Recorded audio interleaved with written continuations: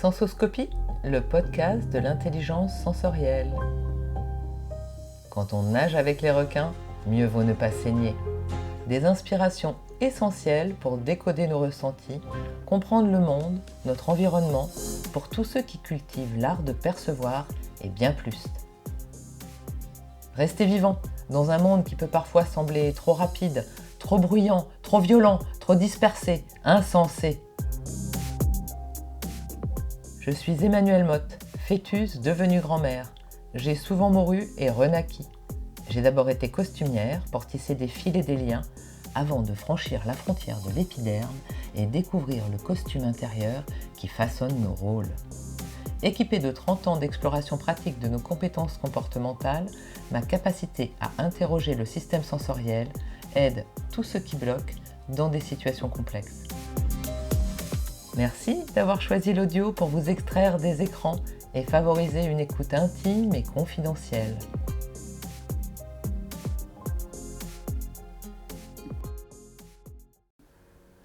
Dans ce 19e épisode de Sensoscopie, imaginez un matin doux sous les pommiers en fleurs en Normandie, où l'air est parfumé de fraîcheur et de poésie.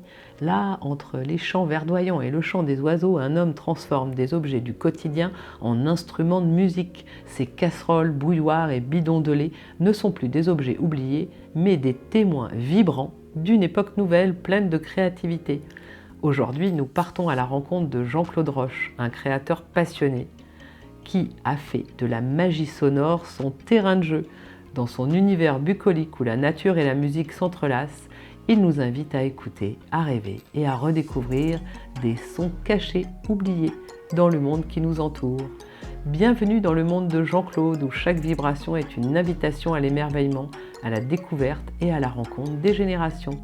Je vous sens impatient d'écouter mon invité, alors je le laisse sans plus attendre se présenter. Je suis Jean-Claude Roche, luthier gastronomique.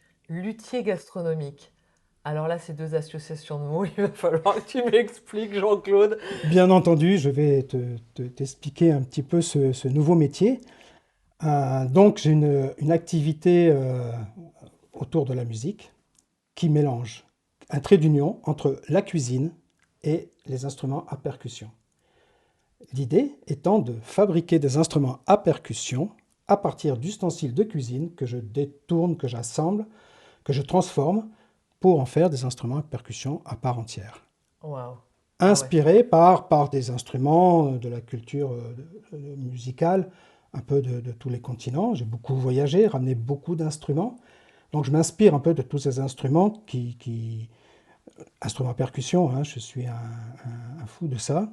Et l'idée m'est venue maintenant, il y a une bonne dizaine d'années, de transformer, de détourner, de recycler tous ces magnifiques ustensiles de cuisine que nos grands-mères, nos mères utilisaient, parce que c'est beaucoup en aluminium et qui ont une sonorité, qui ont un charme, qui ont un visuel, un esthétisme incroyable, quoi. Je cuisine des notes, voilà. Et avant d'en arriver à la cuisine des notes, parce que ça, je pense qu'on va pouvoir passer un petit peu de temps là-dessus, j'aimerais, si tu le veux bien, Jean-Claude, qu'on revienne à cette photo que je t'ai demandé d'amener de toi, où tu es un petit garçon, Voilà. qui a quel âge? Alors là, j'ai 5 ans, 5-6 ans, c'était la fête de l'école.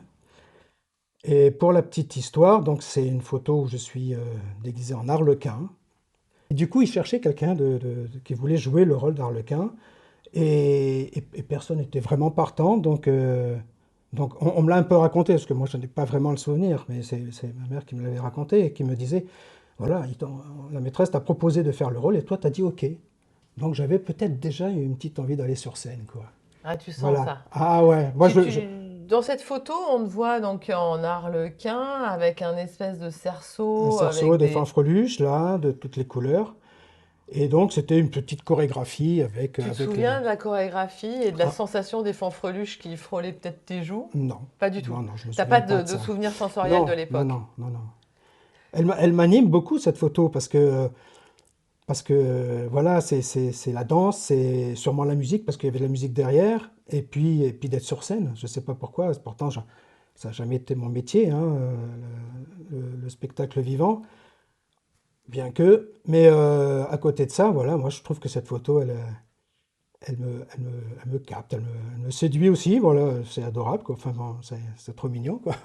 J'ai souvenir de ces spectacles qu'on faisait enfant, puisqu'on a dans beaucoup d'écoles, il y a ces petits spectacles de fin d'année.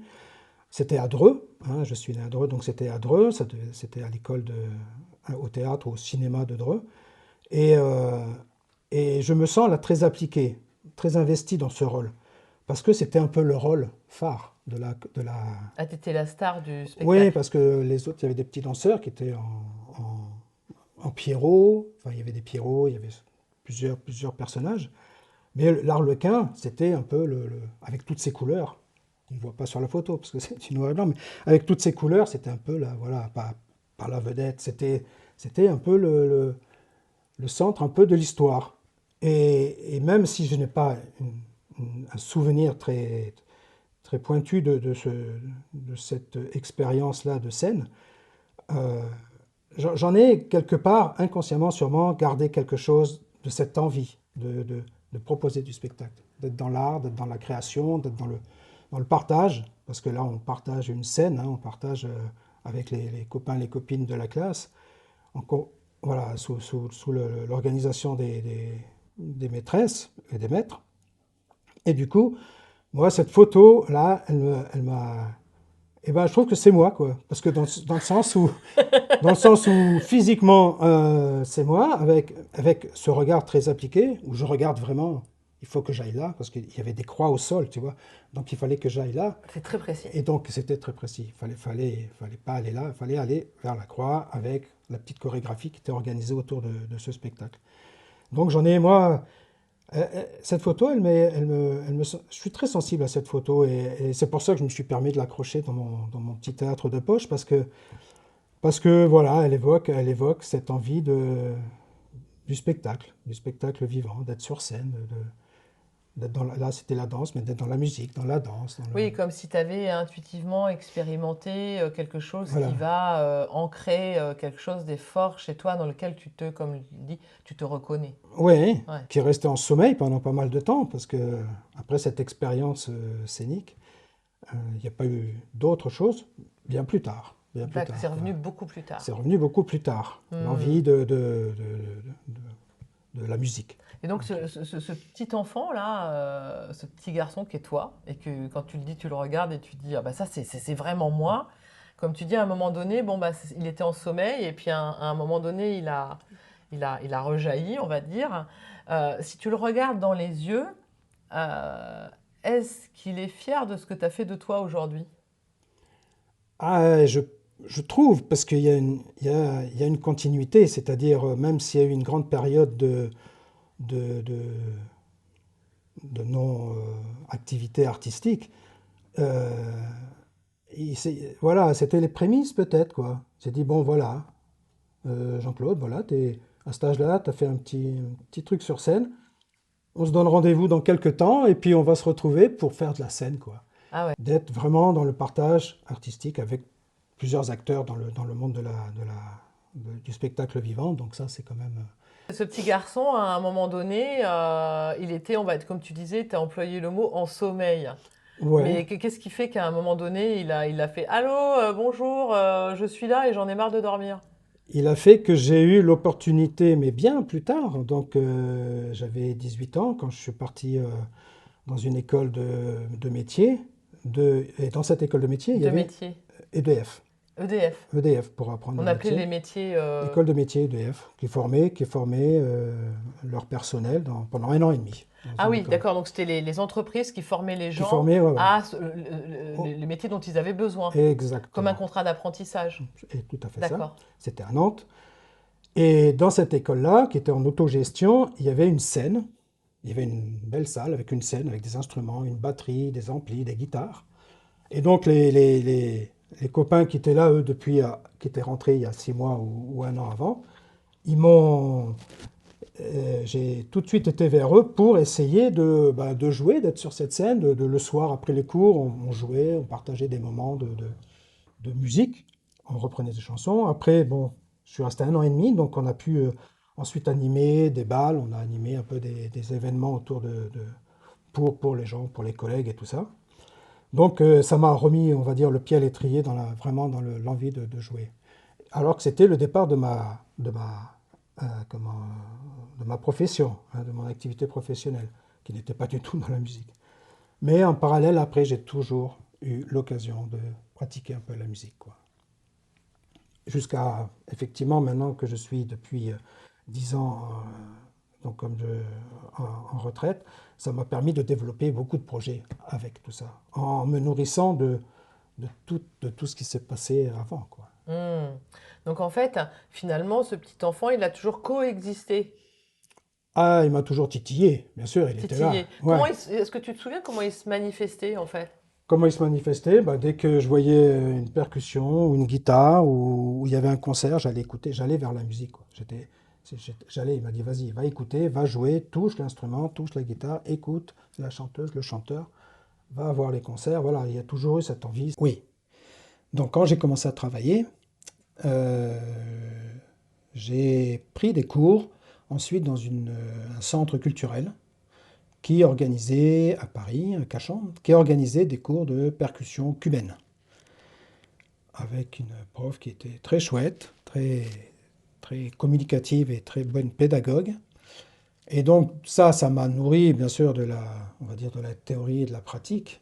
Et en plus on a formé un petit orchestre de batucada, donc orchestre de carnaval brésilien.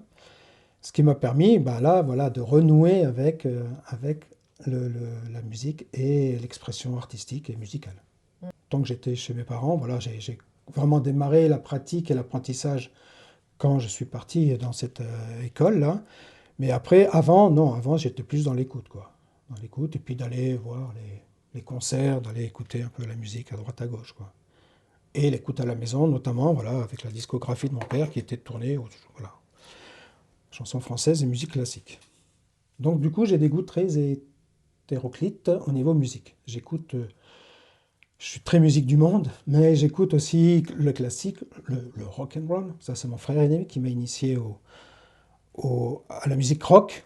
Et puis, voilà, le classique, la chanson française. Mais j'écoute de tout. Vraiment, je suis... Qu'est-ce qui fait qu'à un moment donné, tu vas évoluer vers la musique et en faire quelque chose de plus consistant dans ta vie? C'est la fabrication de ces fameux instruments à partir d'ustensiles de cuisine. Donc là, ça fait une quinzaine d'années. Et comment c'est venu? Comment c'est venu? Donc j'ai une maison à Loré, donc j'habitais à Paris. J'ai une maison à Loré, qui était une résidence secondaire pour les L'oreille? vacances. À Loré, c'est un petit village à 3 kilomètres de COC, d'ici. Ah, d'accord. Oui, oui, donc on est tout près. On est en Normandie. On est en Normandie.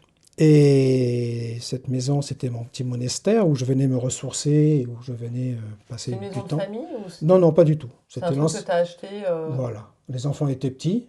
Moi, on était en appartement sur Paris. J'avais envie qu'ils aient un lieu un peu de nature et un enfin peu de nature, pommier? un peu de pommier et quelques vaches. Et du coup, voilà, la Normandie correspondait tout à fait, pas trop loin de Paris, voilà. Donc ça, c'était bien intéressant. C'est l'ancienne épicerie café du village Ici. de Loré qui a été transformée donc en maison d'habitation. Donc déjà, il y avait une âme dans cette maison. Comme ici, là, on n'en parlera pas. Ici, c'était un ancien atelier d'un bourrelier qui travaillait le cuir. Voilà. Et je trouve que dans ces maisons anciennes, il y a une âme, quoi. Il y a quelque chose. Tu te dis, waouh, il y a des gens qui sont venus ici. L'ancien café-épicerie de Loré, tu te dis, j'ai jamais connu. Moi, je l'ai connu, la petite mamie qui m'a vendu. L'activité était arrêtée, mais j'ai jamais connu. On m'en a parlé. J'ai aucune photo. Ça, c'est un peu frustrant. J'ai aucune photo de quand cette maison de Loré était en activité bar et épicerie. Mais du coup, ça a alimenté mon imaginaire. Tous les anciens, tout ça m'en ont parlé, m'ont expliqué comment c'était, où étaient les bonbons, les légumes, le lait, le tabac. Mais voilà, j'ai pas de... Et du coup, cette maison m'a permis, voilà, de rencontrer des gens, et notamment des amis, qui ont une ferme à Loré, et qui m'ont donné un magnifique bidon de lait, ancien en alu. Pour la petite histoire, ces bidons de lait, à force de les poser par terre, ils se percent, donc ils sont plus très étanches. Donc, soit on les peint et on met les parapluies dedans, soit je me suis dit, faut en faire autre chose. Donc, on en- Gling. on en fait un instrument à percussion. J'ai enlevé le fond, j'ai mis une peau, un cerclage pour pouvoir tendre ou détendre avec des pas de vis, pour pouvoir tendre ou détendre, des tirants. Et je me suis dit, mon pote, on a la sensation d'un djembé africain, quoi.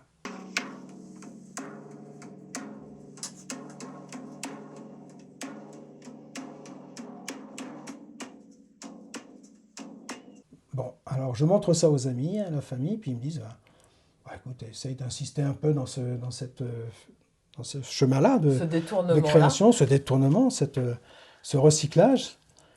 Et voilà, j'ai récupéré des ustensiles de ma mère, de ma grand-mère. Après, j'ai fait les vides-greniers, enfin voilà, toutes les différentes sources de. Et puis voilà, maintenant j'ai une centaine d'instruments et voilà, et c'est une formidable histoire, quoi.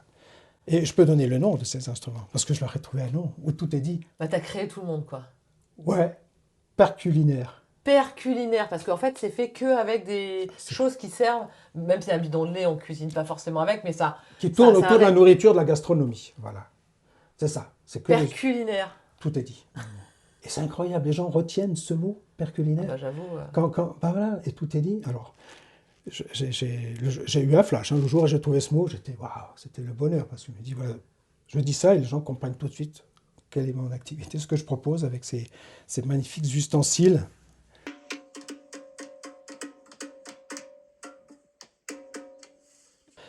Beaucoup de tambours, mais sinon j'utilise aussi la matière, uniquement la matière. Je sonne sur des casseroles ou sur des cafetières. Avec des bâtons. Avec des baguettes. Des baguettes de batterie. de batterie. De batterie. Et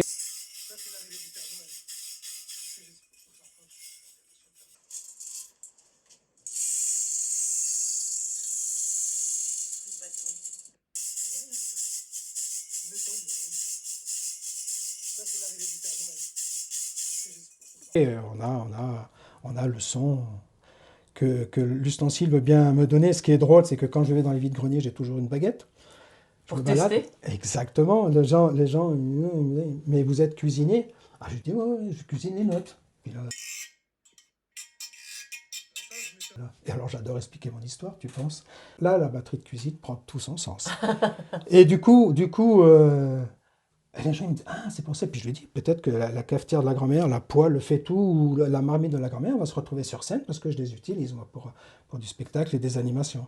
Une communauté de chercheurs Ouais, c'est ça. de nouveaux instruments pour ta batterie culinaire, on va Et dire. du coup, pour la petite histoire, l'aluminium n'étant plus utilisé ni autorisé dans les collectivités, dans les cuisines collectives, dans les cantines, les restaurants, du coup, j'arrive à trouver des magnifiques gamelles immenses, des trucs pas possibles, quoi. En plus, c'est des gamelles qui ont vécu, qui sont cabossées, qui ont des restes de brûlure. Ou... Un de mes plus gros travaux, c'est ce que j'explique, c'est le décapage, c'est le nettoyage, effectivement. Parce qu'elles ont eu leur vie de cuisine.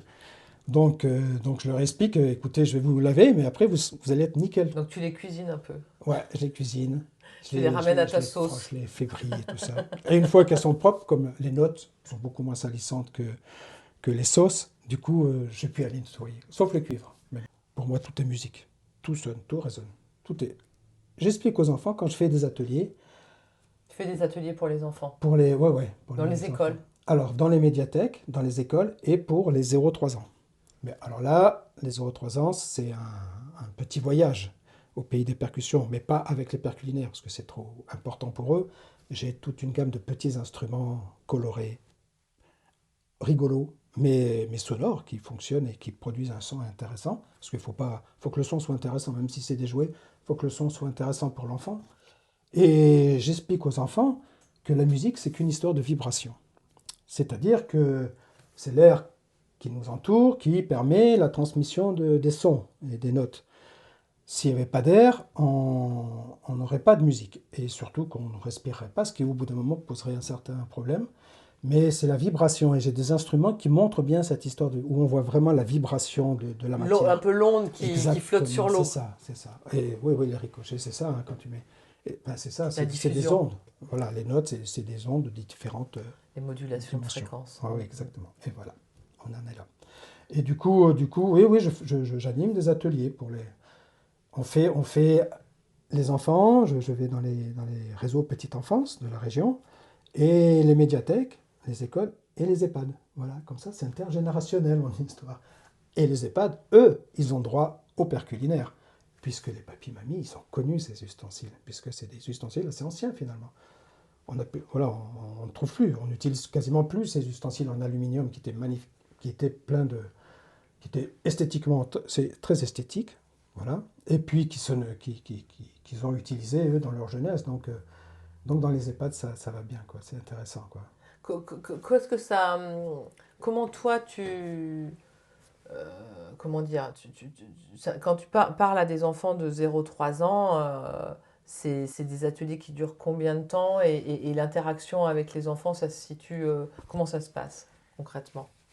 Avec les tout petits, donc il y a les assistantes maternelles qui sont là aussi. Je fais une petite présentation rapide des instruments. C'est des instruments adaptés pour leur âge. Ils Des sont petits assis sur un tambours. petit tapis, et puis Ils toi, tu sont, es avec ils sont et moi je tes suis à leur, appareils, voilà. tu es à leur hauteur, Ouais. et ils touchent les appareils, ils Alors, je essayent. leur présente rapidement, je les fais écouter pour qu'ils se rendent compte un peu du rapport entre le geste Et et le le son. son. Et rapidement, moi je suis comment, je prône l'interactivité dans la musique. Et du coup, rapidement, les enfants jouent sur les instruments. Et je suis bluffé et étonné un peu l'instinct de jeu qu'ont les enfants, notamment les tout petits. Il ne faut pas leur expliquer 15 fois comment ça fonctionne, hein, une baguette ou un tambour ou une petite cloche à maracas qu'on secoue. Ben, alors souvent, c'est ce que je pense. Chez eux, ils ont un petit tambour, des petits maracas, des hochets, des choses comme ça.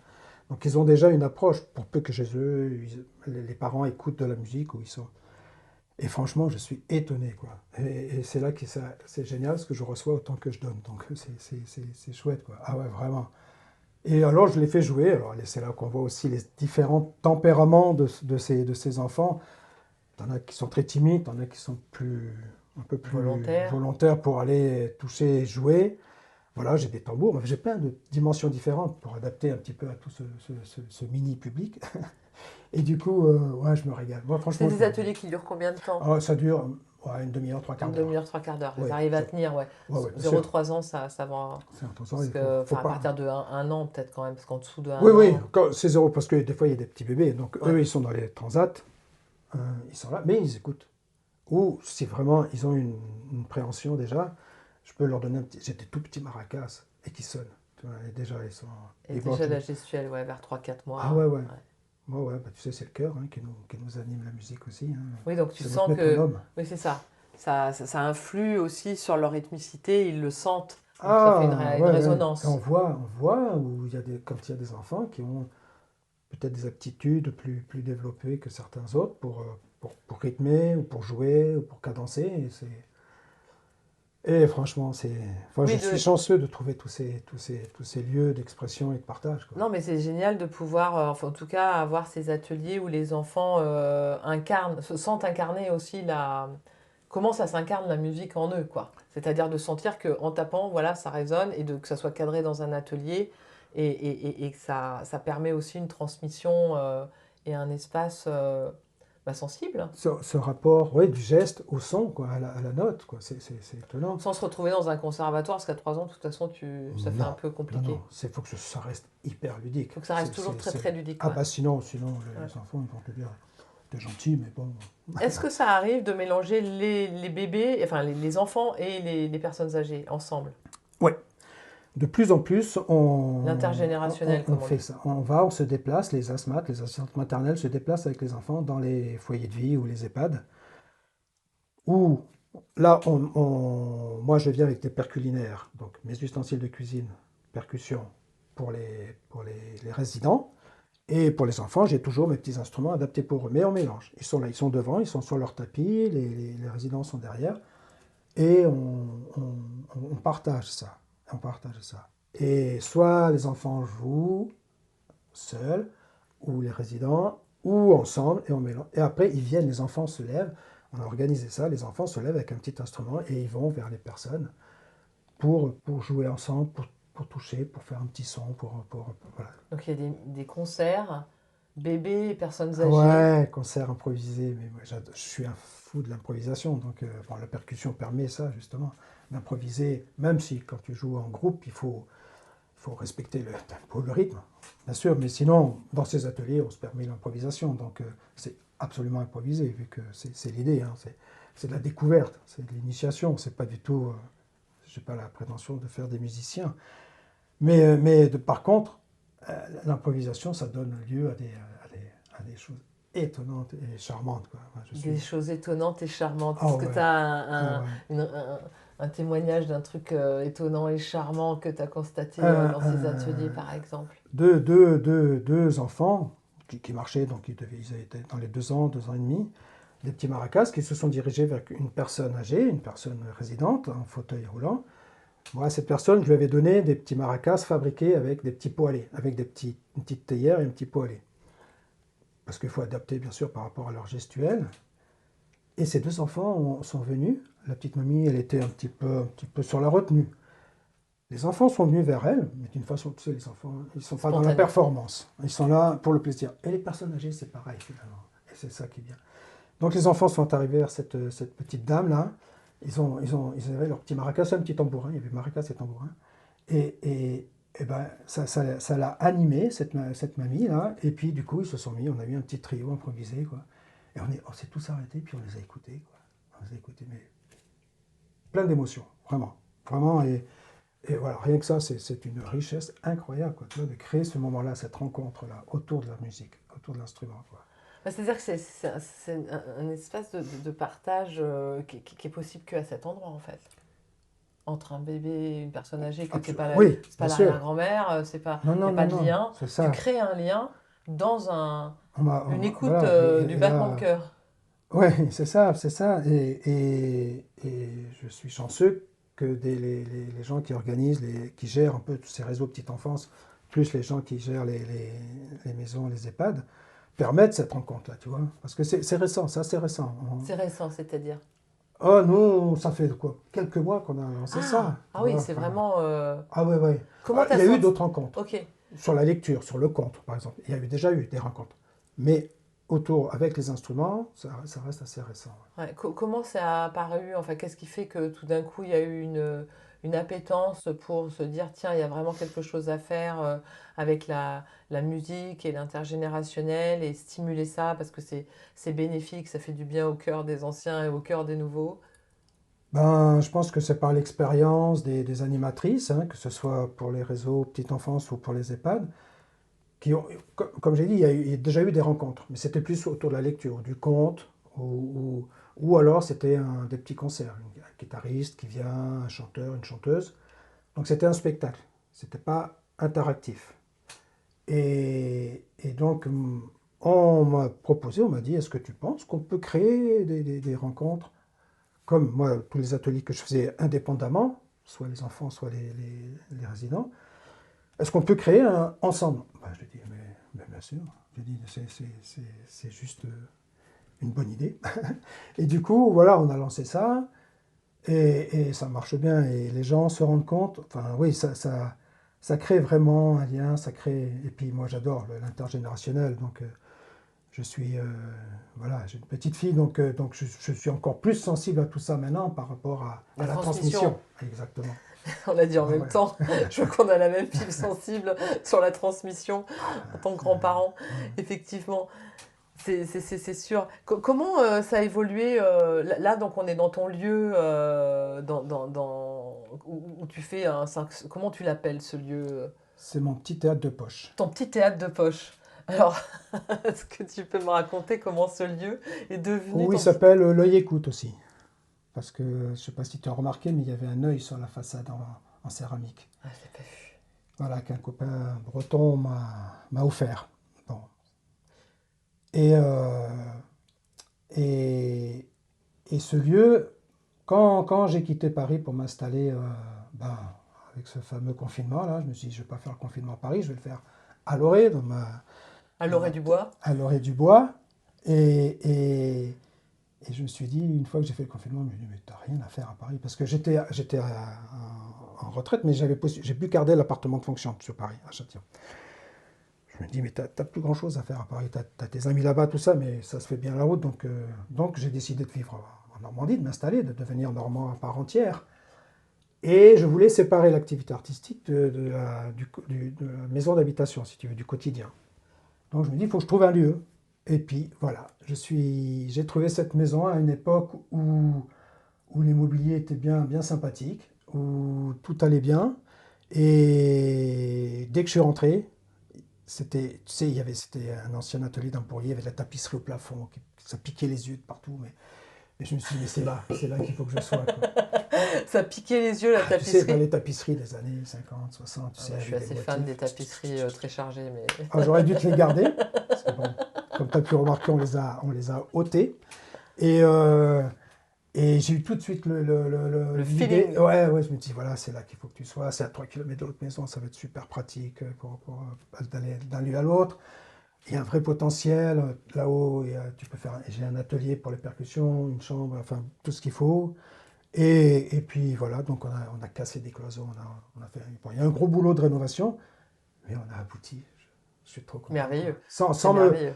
voilà, sans me mettre dans les complications, sans péril, quoi, sans Tu risque. peux accueillir du public ici. Oui, Comment tu fais pour pouvoir accueillir du public ici? Du coup, c'est OK. j'ouvre la porte. Non, mais parce que les normes de machin, de trucs, Non, de bidule, enfin de oui, je suis chouette. d'accord, je vois très bien. Ouais, non, ça reste privé quand même. D'accord, mais C'est t'as le que droit. sur invitation. D'accord, c'est que sur Ah bah, invitation. c'est Ouais, sur ouais. invitation. Ouais. De toute façon, tu as vu la jauge, hein, c'est 20, 30 personnes. On peut mettre 30 personnes ici. Voilà, donc on peut pas. Ouais. Pour l'instant, ça reste un lieu privé et que j'ouvre pour.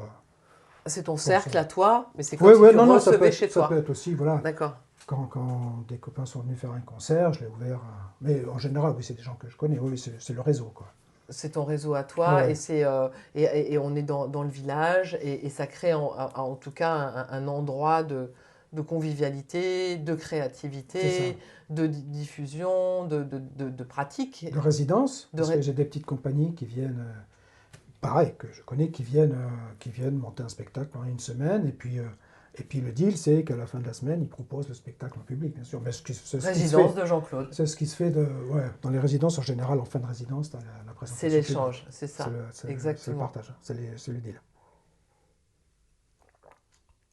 Je suis très. Ouais, cet atelier, puis comme j'ai dit, c'est un atelier d'un monsieur qui était bourrelier. C'est sa fille qui m'a vendu la maison. Je ne l'ai pas connu, ce monsieur, hein, j'ai connu que sa fille. Et voilà. J'adore le cuir, j'adore la matière. Donc je me dis, ici, il y a eu des gens, il y a eu un artisan. Il y avait déjà des pots. Il y en a- T'as eu du Exactement, bol, hein. tu vois, j'avais même pas fait le rapprochement. Effectivement, il y avait déjà des pots, donc il y a un lien. Et ce monsieur s'appelait Monsieur Hocher. Donc, je veux dire, T'as fait les maracasses avec le hocher, je veux avec dire, les pots. il y a pas Mais en tout cas, il fallait que ça se fasse. Donc effectivement, quand on revoit ton petit arlequin dans son costume sur la scène, finalement, on peut complètement regarder cette photo. Là, il y a une petite scène en bois avec les instruments. C'est comme si tu avais recréé Voilà. ton petit théâtre de la photo. Sans C'est être très, sûr très que proche, en fait. que je puisse rentrer dans ce costume-là. Non, mais tu peux le refaire Mais je peux le à refaire. ta taille. Ah oui. Tu l'as c'est jamais ça. refait? T'as jamais eu l'idée Non. de... Pourtant, j'aime bien. Non, j'ai des chemises de scène, mais c'est beaucoup avec des notes de musique. Donc, Et toi, tu produis aussi des choses personnelles de création musicale ou de contes musicaux ou de... T'as ta propre... oui, j'ai mon spectacle qui tourne. Donc, C'est quoi comme spectacle? ça s'appelle le conte gastronomique. C'est un monsieur qui s'appelle Monsieur le Comte gastronomique. Ou c'est un Non, conte? c'est une histoire. Ah, c'est une histoire, c'est pas Monsieur Et on Monseigneur. parlait de la transmission, c'est la transmission d'un grand-père à sa petite fille. Au début de l'histoire, c'était un petit garçon, d'un grand-père avec son petit garçon. Mais depuis que Charlie est né, c'est devenu un grand-père avec sa petite fille. Ce grand-père qui était un cuisinier, un grand cuisinier avant, qui a travaillé dans tous les grands restaurants de la planète.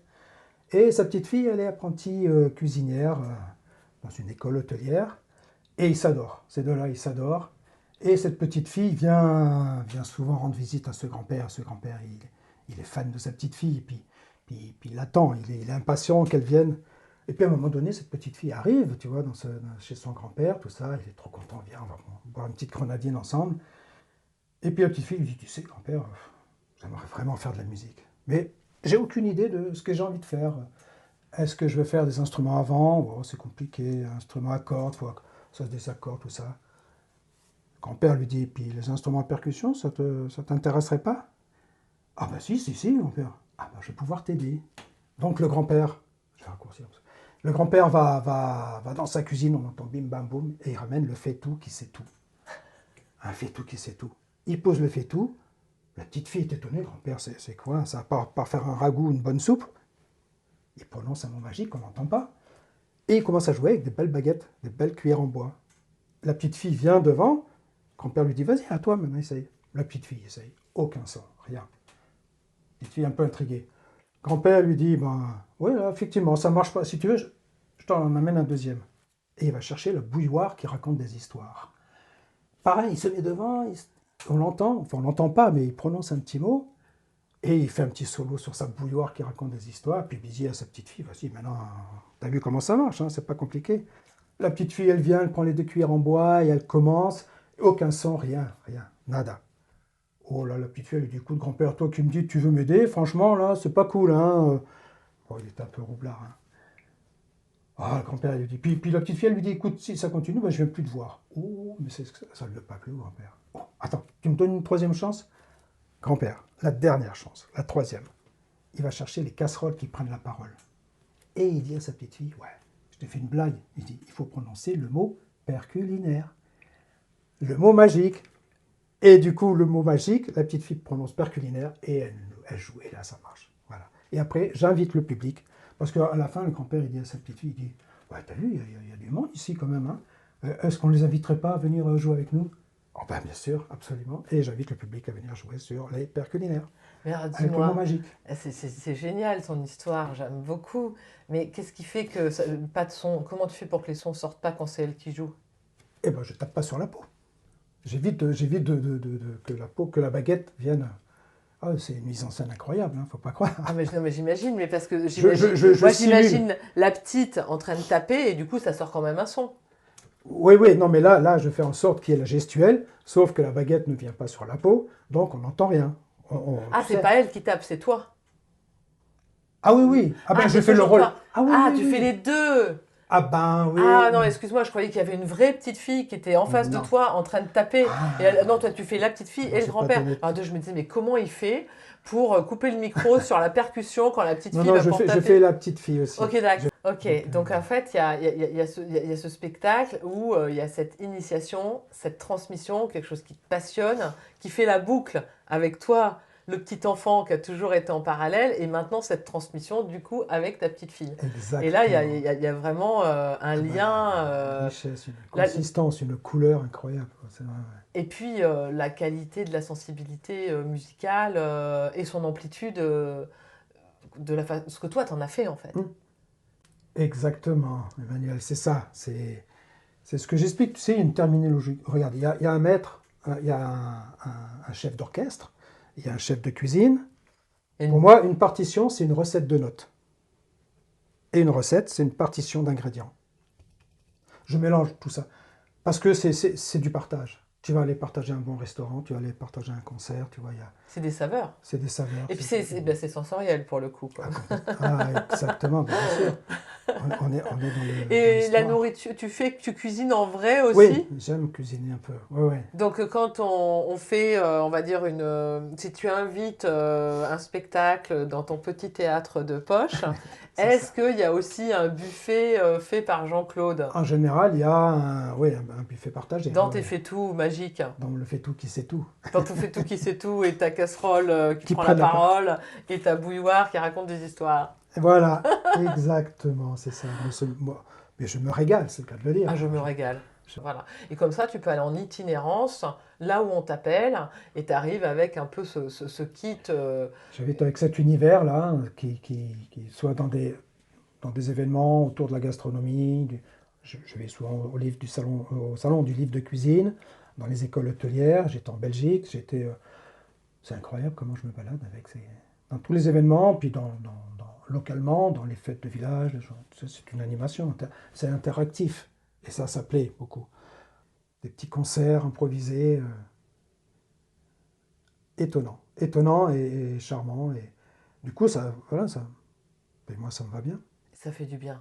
Ah bah ouais. Ça fait du bien à toi, ça fait du bien aux autres, ça fait du bien aux petits, ça fait du bien aux anciens. Les enfants peuvent jouer. Donc, après, c'est faire évoluer. Mais faire évoluer. Et puis la fabrication. Voilà, j'aimerais transmettre cette idée de fabrication. L'art de fabrication. Ouais, tu fais des séminaires, des ateliers, des stages de fabrication sur ta casserole? C'est un chemin que j'aimerais, voilà. C'est transforme tes casseroles? Ouais. Non, ce serait plutôt, ça j'aimerais transmettre. Je pense que c'est une décision aussi intérieure de se dire comment voilà, d'aller au plus près, comme tu as bien cette expertise, d'aller au plus près de tes envies et d'avoir une liberté de cette sensibilité du petit arlequin. Le petit arlequin, aujourd'hui, qu'est-ce qu'il a envie de faire du premier jour du reste de sa vie? J'ai quelques ateliers, on m'a demandé, les animatrices des RPE m'ont demandé de... Les RPE? Réseau Petite Enfance. D'accord. Réseau Petite Ok, Enfance, merci. donc pour avec les assistantes maternelles, d'animer des ateliers de fabrication d'instruments à partir de recyclage. Donc c'était pas avec des ustensiles de cuisine, parce que là ça demanderait quelque chose d'un peu plus conséquent, une organisation, une logistique un peu plus importante, mais c'était avec des bouteilles, avec des tubes en plastique. Donc ici, dans mon petit tête de poche, on a fait 2 soirées de fabrication. Donc les assistantes maternelles sont venues sans les enfants, et c'était chouette. Elles sont toutes reparties avec 2, 3 instruments fabriqués, avec ce qu'elles avaient ramené.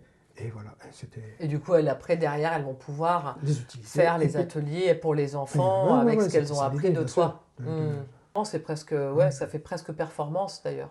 Ça fait un peu l'idée de la performance. On a créé des performances avec des cuisiniers, des chefs cuisiniers, où pendant qu'ils préparaient leurs plats, leurs recettes, moi j'étais derrière, improvisé avec des sons, avec mes casseroles, à tourner. On avait dispersé ça dans la salle, et à tourner comme ça. Et à la fin, on a dégusté tous ensemble la production. Ouais. Nos chefs cuisiniers.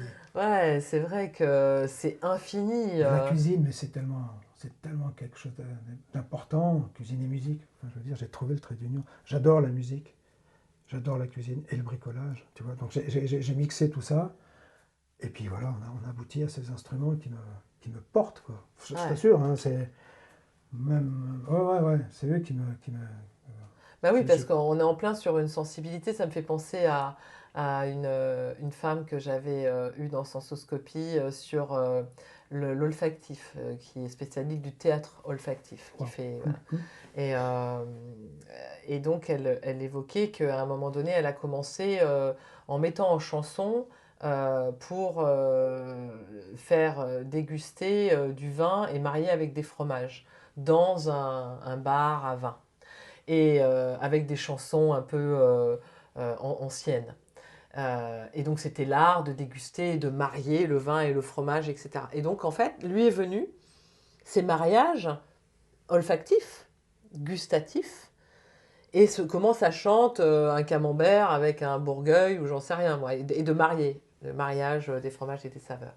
Et est venue après, du coup, derrière, elle me raconte tout son travail sur l'olfactif, le voyage, la mémoire, l'émerveillement. Et c'est vrai que là, dans ce que tu me racontes, voilà, cet univers très enfantin et qui se prend au sérieux en même temps quand on regarde ton petit arlequin, on retrouve ce petit côté enfance et en même temps précis. Et en même temps, besoin de faire vibrer tout ce système sensoriel pour ne pas perdre le charme de l'émerveillement, le charme de la transmission et ce qui nous fait humains. Ce qui nous fait nous sentir dans un lien avec de l'authenticité, avec de la profondeur, avec une transmission qui va au-delà des mots. Parce que je trouve qu'il faut plus jeter, quoi. Normalement, tu devrais avoir l'écolabel cuisine responsable, père culinaire responsable. Ouais. Voilà, tu te rends compte, ces objets qui, pour la plupart, ne sont plus utilisés, prenaient la poussière, tout ça, étaient laissés pour compte dans un carton, dans une cave ou un grenier. Moi, je trouve ça à leur donner, voilà, on dit, tiens, salut, on va voyager ensemble, quoi. Non, mais c'est vrai que des objets de la vie quotidienne, des doudous, des porte-téléphones, des blocs-portes, des choses extraordinaires. C'est ça, on va arrêter de consommer, en fait, on va transformer. Voilà, les recycleries on le vend en poupe pour l'instant. Et le Covid, du coup, bon effet Covid aussi, le fait d'être obligé de faire les masques, du coup les gens sont remis à sortir les machines à coudre. Et je pense que ça a développé voilà, pour l'utilisation de machines à coudre et de pouvoir effectivement détourner, utiliser un peu ce qu'on avait sous la main, vu qu'il n'y en avait pas vraiment d'industriel, ce qui était peut-être pas plus mal. Et puis, mais de créer, voilà, du coup on a trouvé des gens avec des masques qui étaient incroyables. C'est clair. C'est un carnaval. Ouais. C'est un carnaval. Aujourd'hui, toi, tu dirais que cette activité dans ton quotidien, le fait d'être dans cette cette créativité et d'avoir ces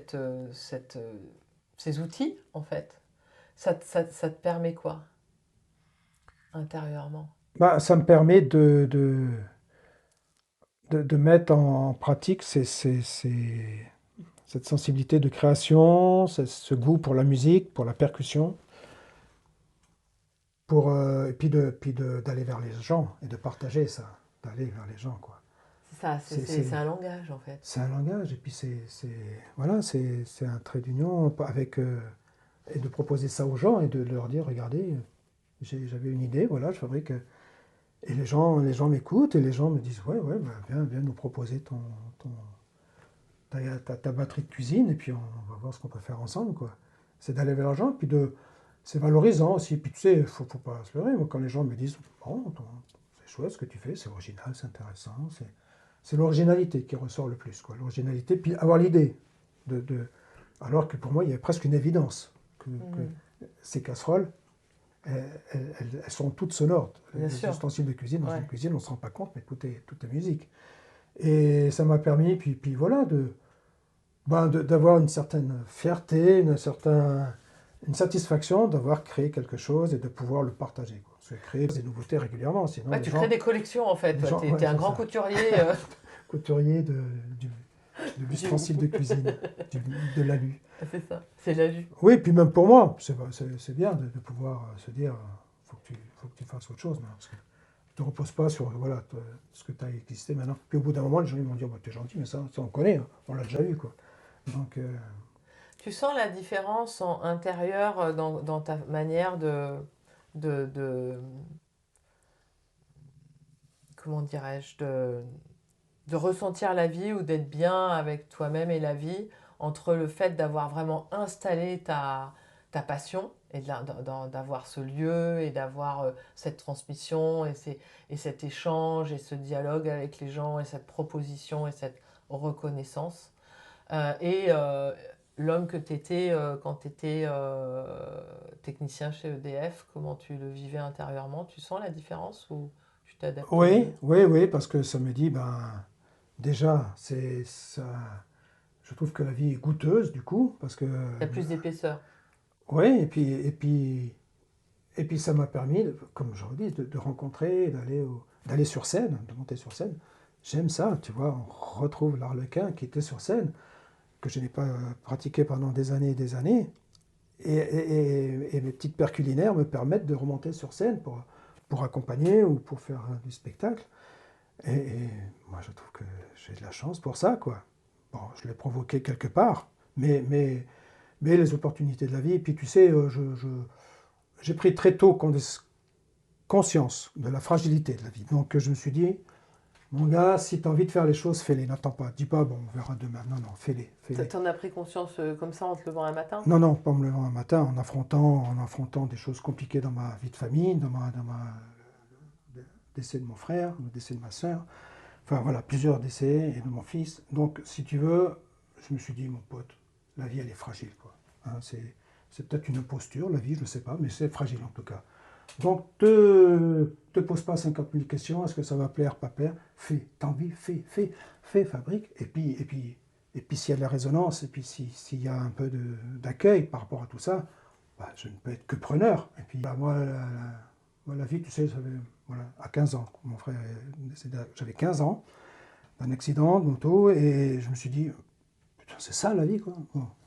Alors, pas tout de suite, mais avec un peu de réflexion, je me suis dit, fais ce que tu as envie. Alors, bon, EDF, c'était pas une vocation, mais ça m'a permis d'être indépendant très jeune, tu vois, de pouvoir ce que je souhaitais. Je ne souhaitais pas faire des longues études, donc ça m'a permis quand même rapidement de pouvoir avoir un boulot, très bien, sympa, cool, avec des bons relationnels, parce que tu rencontres plein de gens, hein, c'est une grosse boîte, donc tu rencontres plein de gens, notamment les collègues ou clients. Après, il y a eu donc le départ de ma sœur, tout ça, bon, et jeune aussi, donc je me suis dit, bon, allez, fais, n'attends pas que ça se passe, parce que ça va pas être bien, quoi. Et ça me dynamise, et ça me sort de cette espèce de... Je n'ai pas peur de ça, je n'ai vraiment pas peur de la vie, au contraire, je la bouffe, quoi, tu vois, et les pères culinaires me permettent de la bouffer encore mieux, quoi. Donc du coup, je dévore, et puis voilà, et puis j'avance. Puis l'arrivée de Charlie m'a juste donné encore plus de couleurs et d'envie d'énergie pour ça, quoi. Donc, La mort, la vie. ah bah complètement, mais on le sait en plus, c'est pas une découverte. Oui, mais enfin, quand tu l'expérimentes avec ta chair Ouais, quand tu et le ton sang, ouais, c'est ça. Là, tu te dis, wow, wow. les choix, on ne sait pas comment ça vient à un moment donné, comment ça s'intensifie. En tout cas, dans ce que tu dis, ce que je trouve touchant, c'est qu'à un moment donné, tu te perds pas, quoi. C'est-à-dire que tu vas nourrir le vivant, tu vas aller dans l'animation, tu vas aller dans la résonance. Comme un peu cette photo tout petit, on sent que tu y vas, quoi. Tu as cette volonté. C'est toujours pour moi une énigme de savoir là où d'autres s'effondrent, d'autres prospèrent. Enfin, tu t'arrives à sentir, toi, qu'est-ce qui a fait qu'à un moment donné, tu as eu le déclic ou la force ou la vitalité d'aller nourrir ça? Oui, et d'aller, même si finalement c'est une activité assez indépendante, assez solo, puisque je fabrique dans mon atelier, mais je vais aussi souvent avec les autres, donc je partage aussi quand même, hein. Il fallait au départ que je sois, tu vois, on fabrique pas à plusieurs, je fabrique tout seul, parce que j'ai ma façon de faire. Donc du coup, je me suis dit, si tu le fais tout seul, au moins tu vois avec toi-même, quoi. Donc, ce qui m'a permis voilà, de pouvoir fabriquer ça, de pouvoir aller dans cet imaginaire-là, dans cet univers, et de pouvoir, après, bien sûr, l'envie, c'était pas garder mes casseroles dans l'atelier, c'était pas l'idée. Hein, très vite, j'ai eu envie de... Au début, j'avais quoi, 4-5 instruments, mais très vite, j'étais dans des collectifs, parce que j'avais des amis qui étaient dans un collectif de créateurs, de peintres, bijoux, enfin plein de choses. Et ils m'ont dit, viens avec des casseroles, oh, tu crois, tout ça. Ouais, viens, bon, bah d'accord. Et donc, et c'est ce qui m'a mis à Vitry-sur-Seine, là, il y avait un collectif, Vitry aux Arts, ça s'appelait, pendant presque 10 ans, j'ai exposé avec eux, et c'est ça qui m'a vraiment donné l'envie Oui, donc, de monter en gamme, et puis voilà, il y a quand même la force du collectif, Ah bah bien sûr. la force du lien, qui à un moment donné fait que ça te porte. Bien sûr, bien sûr. Plus, comme je t'ai dit, l'envie de croquer la vie, d'avancer, de faire. Tant que tu te fais pas mal et que tu fais pas mal aux autres, tu fais, quoi. Oui, c'est que tu as pris conscience tôt du côté éphémère. Oh là oui. Et du coup, tu as dit, alors là, il n'y a pas à attendre. Voilà, si demain il se passe... Tu sais, je sais très bien que demain, ça peut être génial, comme Oui, ça tu peut peux être passer tout du pourri. rire aux larmes en 2 secondes. Donc, à partir de ce moment-là, quand tu le sais, ça va mieux, quoi. Enfin, c'est plus cool. Tu sais dire oui et dire non un peu plus vite. Oui, complètement. C'est pas...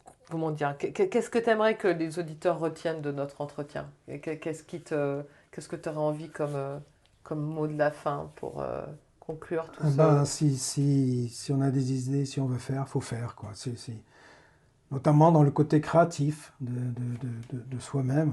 On a tous un peu de création, on a tous un côté créatif, imaginaire. Il faut essayer de l'animer, de l'alimenter, de le développer, de lui donner du relief, parce que je pense qu'on a tous ça quelque part, dans plein de domaines différents, bien entendu, que ce soit la musique, la lecture, l'écriture, la couture, enfin tout ce qu'on veut, tout le travail créatif, quoi, voilà. Manuel, oui, manuel, oui. Sensoriel. Et c'est pour ça que la percussion, c'est génial, parce que c'est purement manuel, hein. Tu joues avec les mains, tu joues Et puis ça résonne, ça vibre. ça vibre, toujours, on revient à cette crée... histoire de vibration, et voilà, de vraiment donner du relief à nos envies, quoi. C'est ce qui fait chanter le cœur. Ouais, et puis de le partager, parce que ça, c'est essentiel. Tout seul dans son coin, c'est pas toujours très cool, quoi. Pourquoi pas, mais c'est mieux de pouvoir le partager, quoi. Donc les arts vivants le permettent, parce qu'il y a cet échange-là, il y a ce regard-là, il y a ce partage-là, mais il faut vraiment donner libre cours un peu à son imagination. Il ne faut pas se retenir. On ne peut pas faire d'erreur. Ça peut ne pas plaire. Si ça ne plaît pas, on fait autre chose, quoi. Mais, on n'est pas là forcément pour plaire. On n'est pas là pour plaire. C'est quoi la référence? C'est quoi le beau, le moche? Qui l'a dit? C'est ça. Donc voilà. Et faire avec ses mains aussi, parce que peut-être que avec le numérique et le digital, peut-être qu'on a perdu l'habitude de faire avec les mains. Ouais, moi donc voilà, je suis pas du tout dans cette dynamique-là de réseau et tout ça, mais réseau humain, oui, mais les réseaux sociaux, je trouve que je sais pas, je parlais du fait de faire avec ses mains, c'est-à-dire de fabriquer. Ah bah fabriquer. Comment ça façonne on a des l'esprit. outils formidables, quoi. Les mains, les 10 doigts déjà. Ouais, c'est formidable. Donc ce serait dommage de s'en priver, quoi. Puis c'est à portée de main, nos mains sont à portée de main, donc c'est quand même intéressant. Normalement, on les a au bout des bras, je te confirme. Exact, eh ben vrai, mais dis Oh donc, bah, regarde. quelle découverte. Et ouais, tu vois, donc avec un peu de matière, un peu d'outils, beaucoup d'imagination, un peu de délire, un peu de folie, voilà, on arrive à des choses incroyables. Parce que les gens ils me disent, mais c'est n'importe quoi ce que tu fais. Ouais, c'est n'importe quoi. Et bien j'aime sûr. ça. Et puis c'est pas fini l'histoire.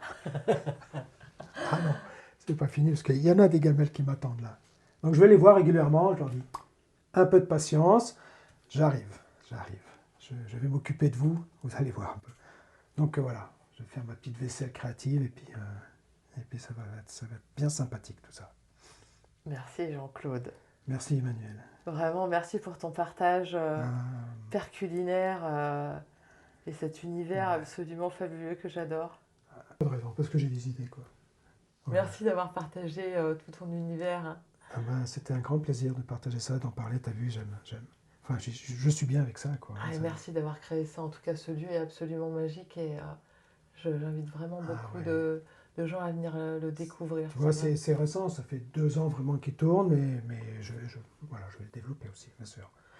Longue vie Ouais. à toute ta créativité et à tous ces partages et à ton expérience de lien avec ta petite fille merveilleuse. Ah, alors là, il y a bien des choses à faire. Oui. Merci Jean-Claude. Merci beaucoup. Tout est vibration, tout est musique. Ce que nous avons découvert aujourd'hui avec Jean-Claude Roche nous rappelle que chaque objet, chaque geste peut devenir une source d'inspiration, de création et de lien. Il suffit d'ouvrir ses sens et d'écouter le monde qui nous entoure. Recycler, créer, écouter, vibrer. Ces mots résonnent comme un appel à l'action. Et si vous aussi vous osiez transformer l'ordinaire en extraordinaire, si vous vouliez vivre cette expérience sensorielle, innover et co-créer avec Jean-Claude. Que vous soyez un particulier passionné, une école, une EHPAD ou une structure en quête d'une nouvelle approche pédagogique et créative, Jean-Claude vous invite à rejoindre son univers. Venez découvrir la Normandie, ou alors il viendra à vous avec ses ateliers uniques. Vous pouvez le retrouver sur son site perculinaire.com. Quant à nous, on se retrouve le 1er juin pour un Sensoscopie où on va se glaçonner pour le meilleur de l'Ice Queen. N'hésitez pas à vous abonner pour ne pas manquer cet épisode. À bientôt!